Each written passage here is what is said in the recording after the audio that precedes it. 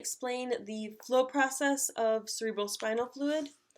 So cerebrospinal fluid is going to start off in the chordate plexus of the lateral ventricle, where it's going to go to the interventricular foramina, and then that's going to go to the third ventricle.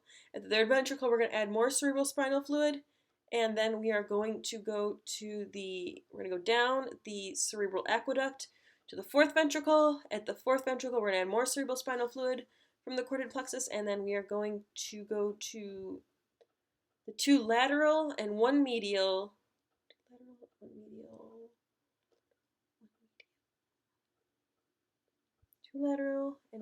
appendager. And then at that point, we are going to fill the subarachnoid space with our cerebral spinal fluid. And at that point, it's going to be on the outside of our brain and our spinal cord, and it will be retaken up by the arachnoid villi.